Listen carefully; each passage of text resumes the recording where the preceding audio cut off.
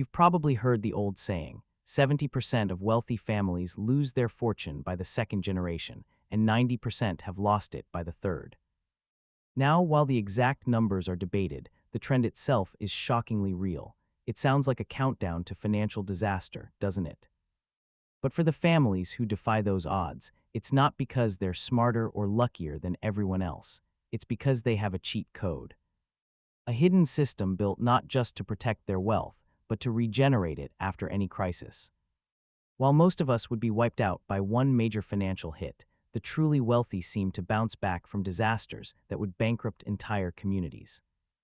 And the reason why has almost nothing to do with the money itself. But before we get into it, do me one quick favor. Hit the like button and subscribe to the channel, because videos like this can completely change the way you think about money, wealth, and financial freedom, and you don't want to miss what's coming next. We've all seen it happen. A market crash vaporizes portfolios, a business venture fails spectacularly, or a global crisis brings the economy to its knees. For the average person, that can be a point of no return, but for the wealthy, it often feels more like a temporary setback. They reappear months or years later, seemingly unscathed, sometimes even stronger than before. It's easy to write this off as just having money to fall back on, but that's barely scratching the surface. The real story is about structure. It's a story of deliberately engineered financial systems, legal frameworks, and a psychological fortitude that creates a powerful engine for resilience. This isn't about the kind of finance tips you'd find on a blog. This is about the architectural blueprints the wealthy use to build unsinkable financial ships. And today, we're pulling back the curtain on those blueprints. The foundation core structural advantages. First up, let's talk about the financial architecture. This isn't just a big pile of money, it's a carefully designed structure meant to absorb shocks. The cornerstone is radical diversification. For the wealthy, diversification isn't just a suggestion, it's non-negotiable. Their investments are spread across different asset classes like stocks and real estate, but also across different countries and industries. This means a crash in one market doesn't sink the entire ship, and crucially, it prevents them from being forced to sell valuable assets at the worst possible time. But what about a sudden crisis? That's where their next advantage comes in: liquidity and legal fortresses. Many wealthy families use things like irrevocable trusts to shield assets from taxes, lawsuits, and even messy divorces. These legal walls ensure that a personal disaster doesn't automatically become a financial one. Alongside this, they maintain huge emergency funds, often holding 6 to 24 months of living expenses in cash. This buffer lets them handle emergencies without ever touching their core investments. And these structures aren't just set it and forget it. They're constantly reviewed and stress-tested with teams of advisors who help them adapt to new risks. Whether it's changing laws or a looming recession, it's a living, breathing defense system. The shield, insurance as a weapon. If diversification and trusts are the foundation, then insurance is the indestructible shield. The wealthy don't see insurance as a grudging monthly expense. They see it as a weapon against what they call low-probability, high-impact events. They make sure they have adequate protection for disasters that seem unlikely but would be financially catastrophic.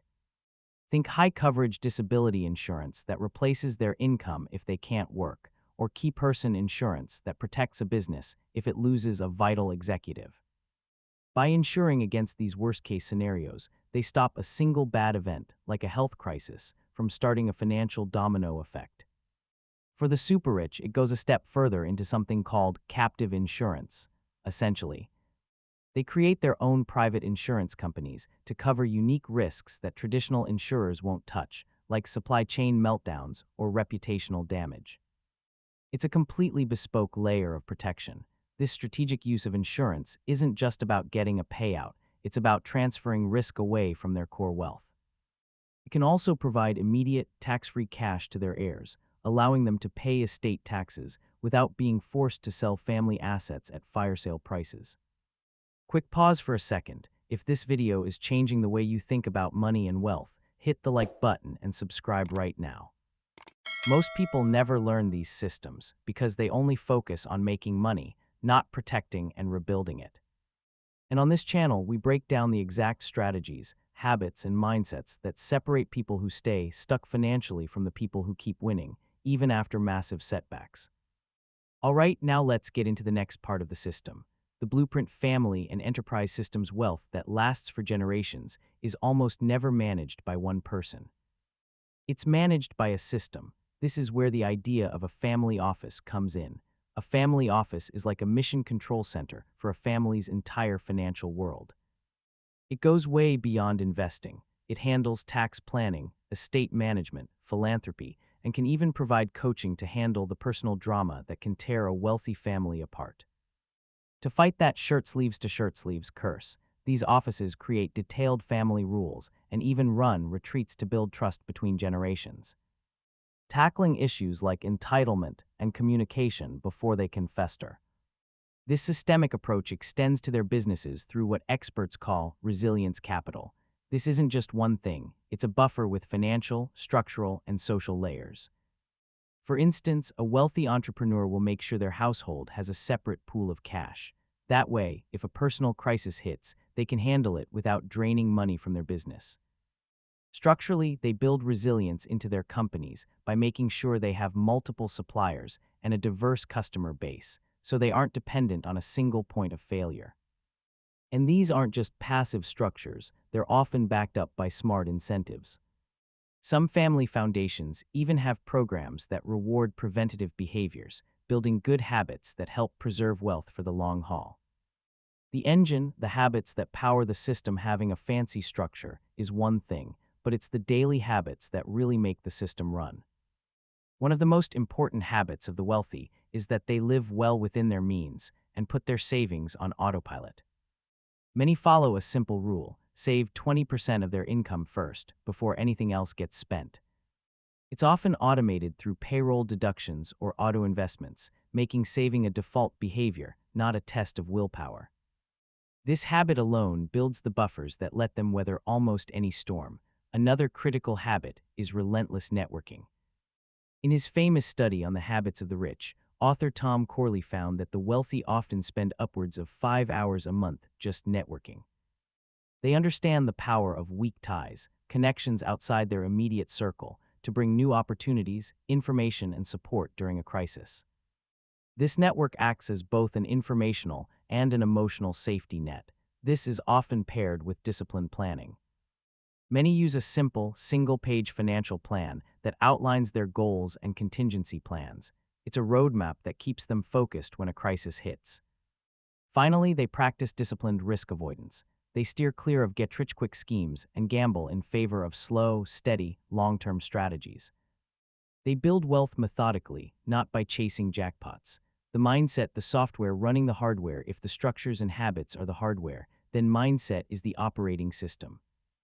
While financial systems provide the safety net, it's the psychological framework that allows the wealthy to stay calm and rational when everyone else is panicking. It's built on something psychologists call psychological capital, or HERO, which stands for hope, efficacy, resilience, and optimism. People with high levels of HERO are masters at separating their emotions from their finances. This allows them to feel a sense of control and take effective action. They don't panic sell, they see opportunity. This is complemented by a trait that family systems theorists call a well-differentiated self. In plain English, it's the ability to stay cool and think for yourself, even when everyone around you is panicking or trying to pressure you. Instead of reacting emotionally, they can direct their energy towards smart, strategic actions, and this mindset is reinforced by their strong social connections. Their happiness is less dependent on their money, and their network can provide real resources, like advice or even a loan, making it that much easier to bounce back. The mindset makes the structure work, and the structure gives the mindset room to breathe. It's clear that bouncing back from financial disaster is less about magic and more about mechanics. These systems, from diversified portfolios to a resilient mindset, are deliberately constructed. If you found this look behind the curtain of wealth valuable, and you want to understand more of the hidden systems that shape our world, make sure you subscribe and hit the notification bell. We release deep dives like this every week to uncover the why behind what you see in the headlines. So, why do rich people always seem to bounce back? The answer isn't one thing, it's a powerful system built on preparation. It starts with a shock-absorbing foundation of structural advantages, diversified portfolios, trusts, and layers of insurance. That foundation is then powered by disciplined habits, like automated savings and strategic networking, that turn resilience into a daily practice. And the entire system is run on a psychological operating system of optimism and emotional clarity, allowing for sharp decisions when everyone else is losing their head. The structures provide the floor, preventing a total collapse. The habits build momentum, continuously strengthening that floor. And the mindset acts as an accelerator, enabling them to not just survive a crisis, but to find opportunities within it. The fact that so many wealthy families still lose their fortunes is the ultimate proof that money alone is never enough. Lasting wealth and resilience aren't inherited, they are built. They are the result of a deliberate design meant to endure for generations.